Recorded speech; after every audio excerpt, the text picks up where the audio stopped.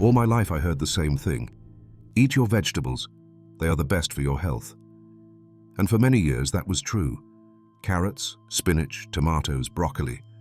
We grew up believing that all vegetables were unconditional allies, and during youth, they were. But after 60, the body no longer works the same. What it once digested easily now struggles to process. What used to be good for you can now cause inflammation, gas, digestive imbalances, and even heart problems. I learned this the hard way. I saw a close friend, active, slim, without serious medical history, begin to retain fluids, suffer mild arrhythmias, and blood pressure issues. He didn't smoke, didn't drink, walked every day. The diagnosis? Normal aging. But the real problem was on the table. He was eating vegetables every day that his body could no longer handle. That made me wonder, what else don't we know? What other habits do we keep out of routine, unaware that now they harm us? So I started to research, to ask, to observe. What I discovered was surprising. Some of the most common and most recommended vegetables can affect the health of older adults if eaten in excess or incorrectly. And nobody talks about it. That's why today I'm going to tell you which ones they are, how they affect our bodies in old age, and what you can do to keep eating healthy without unintentionally hurting yourself. Before starting, I want to know a little more about you. How old are you? And which country are you watching this from? Leave it in the comments. I would love to know who I'm sharing this information with. Because if there's one thing I've learned, aging well is not a matter of luck. It's about knowing how to choose. Cook. Vegetable 1. Tomato in excess can be a hidden enemy. All my life I ate tomatoes, in salads, stews, sauces, and I never thought something so common, so present on our tables, could cause problems in old age. But sometimes the most damage comes not from what seems dangerous, but from what we eat every day without questioning. When I passed 70, I began to feel a strange acidity after some meals, a persistent burning, as if my whole chest was heating from inside. At first I thought it was coincidence, but little by little I noticed it more. After lunch salad, after dinner with tomato sauce, after that gazpacho I loved so much. Tomato, although full of benefits, has an acidic nature that can become complicated with age.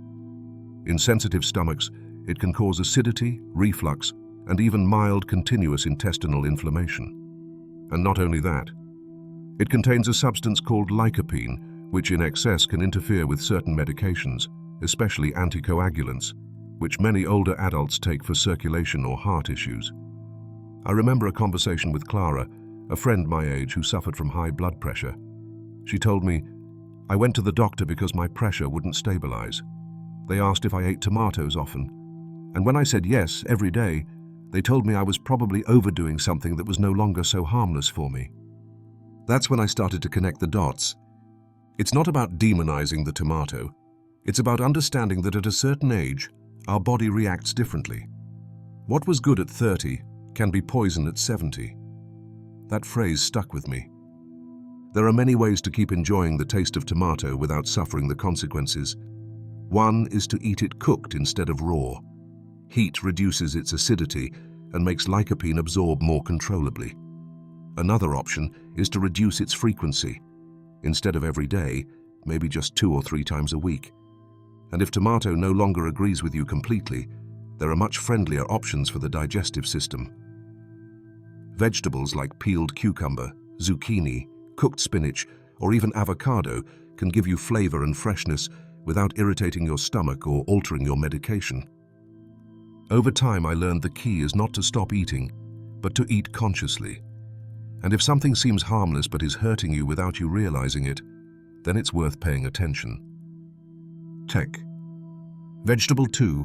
Raw spinach. Oxalates and kidney heart risk. For many years, spinach has been seen as a symbol of health. Green, full of iron, recommended by doctors and nutritionists. How could it be dangerous? Yet, like so many things in life, the problem isn't the food itself, but how we use it and how much we consume. I want to tell you the story of Richard, a 74-year-old man I met in a waiting room. He was one of those men who do everything possible to stay healthy. He walked every day, ate little meat, avoided sugar, and drank a green smoothie every morning. His recipe included celery, cucumber, a bit of green apple, and a large handful of raw spinach, every day, without fail. Richard was convinced that routine was helping him stay strong and vital, but after a few months, he started feeling discomfort in his lower back. He thought it was a simple muscle ache. However, the discomfort grew until one night he woke up with a sharp, unbearable pain. He was taken to the emergency room. The diagnosis was clear: kidney stones. There was a significant accumulation of oxalates in his body. Spinach, especially raw, contains a very high amount of oxalic acid, also known as oxalate. This compound, when it binds with calcium in the body, can form small crystals. Over time, if consumed excessively and without the right balance of other nutrients, these crystals can accumulate in the kidneys, causing the dreaded stones. But that's not all. This type of accumulation can also affect calcium absorption, weakening bones, and there is evidence suggesting an indirect link to certain cardiovascular risks when mineral deposits are not properly eliminated. Richard had never heard of this. No one told him that an excess of oxalate-rich vegetables, like raw spinach, could be harmful, especially for an older person whose kidney system no longer functions as efficiently as in youth. The truth is, spinach is not the enemy, but there are much safer ways to consume it, especially after 60. The best recommendation is to cook it briefly. Boiling or lightly sautéing reduces much of the oxalic acid, making it easier to digest and much less risky for the kidneys. It's also helpful to combine it with calcium-rich foods that don't contain oxalates, like cheese or yogurt, to prevent calcium from binding with the spinach oxalates in the body.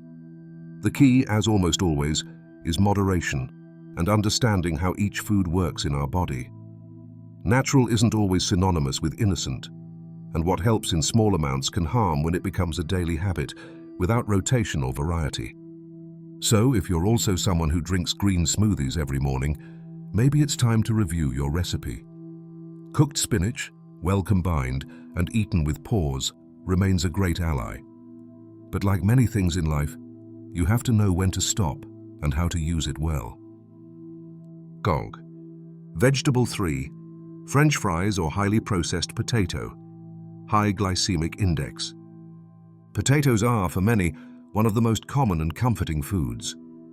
They remind us of homemade meals, family lunches, the mashed potatoes our mothers or grandmothers used to prepare. But as with many foods, their health value doesn't depend only on what they are, but how we cook them and how often we eat them. Potatoes, when fried or turned into ultra-processed products like frozen fries, chips, or instant mashed potatoes, go from being a relatively neutral vegetable to one of the most harmful for older adults. And it's not just about the oil or calories, but something quieter: their impact on blood sugar levels and the cardiovascular system. When a potato is fried or industrially processed, its glycemic index rises drastically. This means that when you eat it, it causes a much higher blood sugar spike than if you ate it boiled or baked. Why is that so important? Because in older adults, the body no longer regulates glucose as efficiently. These spikes become a chain of negative effects: inflammation, insulin resistance, increased blood pressure, and overload for the heart. You might wonder, how can something as small as a French fry affect the heart? The answer lies in metabolism. Every time your blood sugar rises sharply, the body releases insulin to balance it. But when this happens repeatedly, the system wears out. Inflammation rises, blood vessels harden, and the risk of heart disease and strokes multiplies. And if we add that many times fries are cooked in reused or poor quality oils, the mix becomes even more dangerous. It's not just the potato itself, but the context in which it is eaten: quickly, excessively, with too much salt, and no real nutritional value. But not all is lost.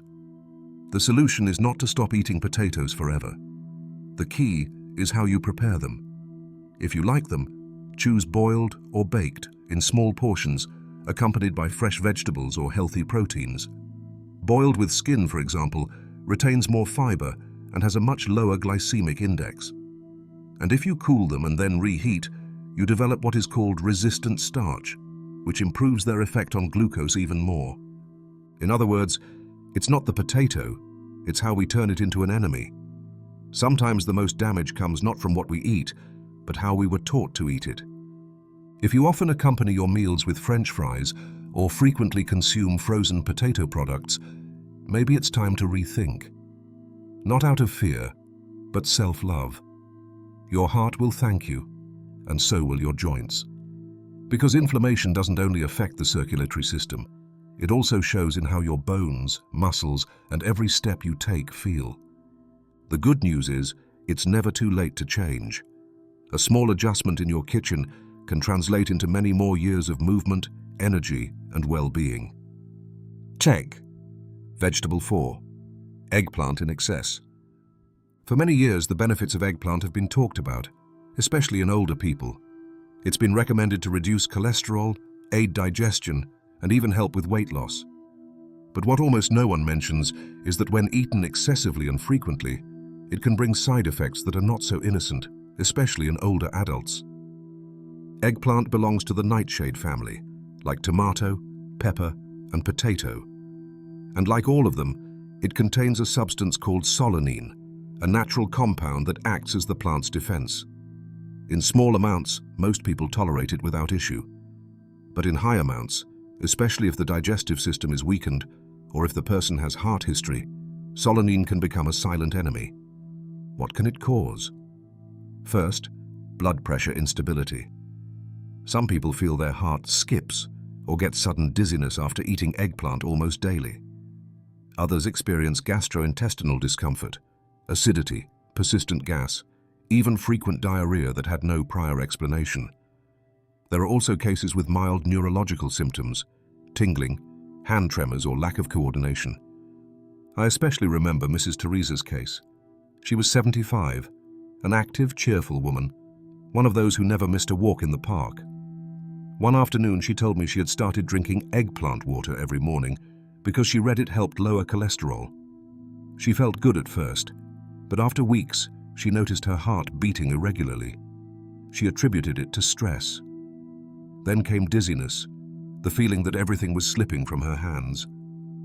Finally, her cardiologist diagnosed mild arrhythmia, coinciding with her continuous consumption of that eggplant water she took like medicine. It's not that eggplant is poison, but natural things can also be dangerous if not used with knowledge and moderation.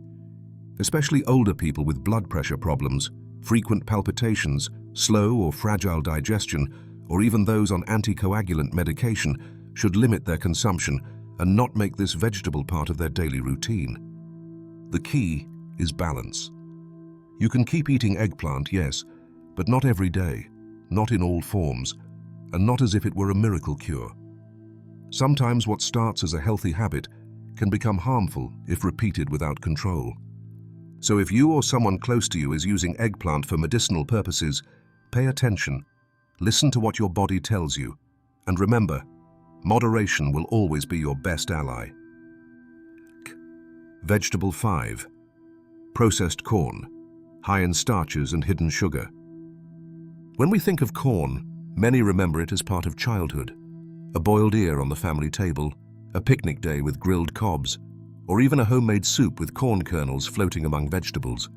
That kind of corn, natural, cooked at home, and unaltered, is not the problem. The real danger begins when corn stops looking like corn. Today, most corn consumed in processed products is genetically modified, refined, and loaded with additives. It's the corn hidden in healthy breakfast cereals, energy bars, puffed snacks with artificial flavor, and especially in sweet syrups we don't see, but that are in almost everything.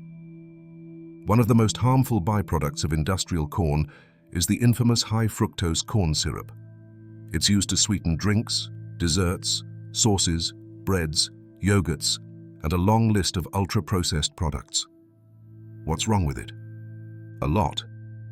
This type of refined sugar not only absorbs at a dangerous speed, but also alters metabolism, raises triglyceride levels, and promotes insulin resistance. All this contributes to the development of diseases like type 2 diabetes, fatty liver, and chronic inflammation. And speaking of inflammation, it's important to understand it's not just pain. Low-grade sustained inflammation is one of the factors that speeds up body aging and silently damages joints, organs, and blood vessels. Eating processed corn products daily, even in small amounts, feeds that invisible flame that over time turns into arthritis, muscle pain, chronic fatigue, or difficulty moving freely. What's most worrying is that many of these products are marketed as natural or light. Microwave popcorn with artificial butter, puffed corn snacks, or a bar that says it contains fiber. All of these carry hidden ingredients the body cannot handle well, especially in old age. But it's not about eliminating all corn. The key is choosing its purest and least manipulated form. If you like corn, opt for natural boiled corn, cooked at home without artificial butter, very little salt, and no processed dressings. This kind of corn keeps its fiber, slower digesting starch, and doesn't spike glucose like its refined version. And don't forget something important. How we cook and combine foods completely changes their impact on the body. A boiled ear chewed slowly is nothing like a bag of corn chips flavored with cheese and fluorescent colors. Remember, it's not the corn itself that makes you sick, but what we have turned it into. Returning to simplicity may be the best medicine for your joints, blood sugar, and overall well-being. Why do these vegetables affect older people more? As years go by, the body changes. We all know that. But what many don't know is, those changes don't only affect skin or bones. They also affect how we digest food and how the body reacts to substances we previously tolerated without problems. From 60 onwards, the digestive system becomes more sensitive. Stomach acid production decreases, making it harder to break down certain foods, especially those rich in fiber or tougher plant compounds. Intestinal motility also decreases, meaning the natural movement pushing food through the intestines slows down. That's why meals that once left us light now cause bloating, gas, or constipation. Vegetables, although healthy in general, don't all act the same in an aging body. Some contain oxalates, others lectins. Some have more fermentable compounds that when accumulated in the intestine cause discomfort. And although they're not toxic, they can become problematic when the digestive system no longer works as efficiently as before. Also, as we age, muscle mass decreases, metabolism slows down, and hormones change, which alters how we absorb and distribute nutrients. This also impacts how the body manages blood sugar spikes. Some vegetables can cause if poorly cooked or eaten in excess. And don't forget the heart. Yes, the heart also becomes more vulnerable with age. And some vegetables, even if they seem healthy, can affect blood pressure, circulation, or cause fluid retention if portions or preparation aren't controlled. For example, some vegetables high in natural sodium or potassium may pose a risk to people with heart or kidney problems. It's not about stopping eating vegetables, far from it. It's about knowing which to choose, how to prepare them, and how much to include after 60. Eating well at 40 is not the same as eating well at 80. What once gave you energy can now leave you inflamed or sleepy all day. The mistake many make is continuing to eat as if their body hadn't changed. But the truth is, the body does change. And understanding those changes allows us to live healthier, with more energy and fewer unnecessary discomforts. Signs that your diet is harming your heart without you knowing. The body gives us signs, but we don't always know how to interpret them. Sometimes we think we're tired because we slept poorly, or that swollen legs are just the heat. But the truth is, many of those small discomforts, the ones we learn to ignore or justify, are warnings. And if we don't listen, the price can be too high. In my case, I didn't know until it was almost too late. For months, I felt unexplained fatigue after eating. It wasn't just sleepiness. It was a heaviness that left me without strength to move. I blamed age, the type of food, or just the day. But it wasn't normal. Then came the palpitations. That feeling the heart was beating stronger or faster than normal, especially at rest. Sometimes, lying down, I felt like my chest wanted to speak for itself. Yet, I didn't go to the doctor. I convinced myself it was stress things or temporary. Afterwards, I noticed my ankles swelling. Very little at first, then more often. And finally, something that really scared me. I had trouble sleeping well. Not because I wasn't sleepy, but because my body couldn't find rest. As if something inside wasn't in balance. A doctor, hearing all those symptoms together, told me, "Your heart is asking for help, and sometimes what we eat is part of the problem." I never imagined my diet, that I thought was somewhat healthy, could directly affect my heart. But it was. Excess sodium, bad fats, ultra-processed products, and hidden sugars were influencing more than I thought. They were inflaming my body, affecting my pressure, circulation, rest. When I changed my diet, more natural, cleaner, with truly nourishing foods, I began to notice the difference. Fatigue decreased. My legs stopped swelling. I slept better. Even my mood changed. Everything started to improve, little by little. That's why I tell you today, with all possible sincerity, if you feel tired after eating, if your heart gives strange signals, if you're retaining fluids or insomnia has become your routine, your body is talking to you. The heart doesn't scream immediately. Its warnings are soft but constant. The question is, are you listening? Sometimes the first step to healing isn't a medication, surgery, or an urgent hospital visit. Sometimes it all starts by looking at your plate and making wiser choices, one bite at a time. Tag. Which vegetables should you eat to protect your heart? Not all vegetables are the same when it comes to caring for the heart. Some have unique properties that help reduce inflammation, improve circulation, and protect arteries from the wear caused by time and poor diet. Here are 5 that shouldn't be missing from your kitchen if you want to strengthen your cardiovascular system and live with more energy. First, cooked carrot. Many think it's only good for eyesight, but it's much more than that. When lightly cooked, steamed or boiled for a few minutes, its beta-carotene content becomes more bioavailable, meaning the body absorbs it better. These compounds have a powerful antioxidant effect that protects artery walls from damage caused by free radicals. Also, cooked carrot helps regulate cholesterol levels and improves blood pressure. The second key vegetable, steamed broccoli. This green vegetable is one of the most complete you can eat. It's rich in sulforaphane, a compound with anti-inflammatory properties that has been shown in multiple studies to protect the lining of blood vessels. Additionally, broccoli contains soluble fiber that helps reduce bad cholesterol and keeps arteries clean. Cooking it steamed, not overboiled, preserves its nutrients better without making it bitter or losing texture. Third, cauliflower. Like broccoli, it belongs to the cruciferous family and contains antioxidants that fight inflammation. But what's interesting about cauliflower is its high choline content, a little-known nutrient that helps regulate homocysteine levels, a blood marker associated with cardiovascular risk.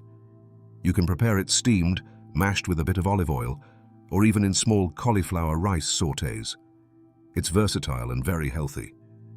Zucchini also deserves a special place. This mild, neutral-flavored vegetable contains potassium, magnesium, and vitamin C, 3 key allies to keep blood pressure under control. Its texture makes it ideal for light preparations, grilled, sliced, and baked with herbs, or even grated into soups. It doesn't irritate the stomach and helps maintain hydration due to its high water content. And finally, asparagus. They're rich in folic acid and B vitamins, which help reduce inflammation and improve circulation.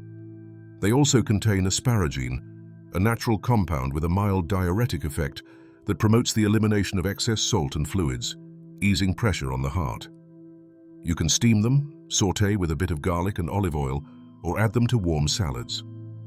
Including these 5 vegetables regularly not only provides essential nutrients, but actively contributes to protecting your heart against premature aging.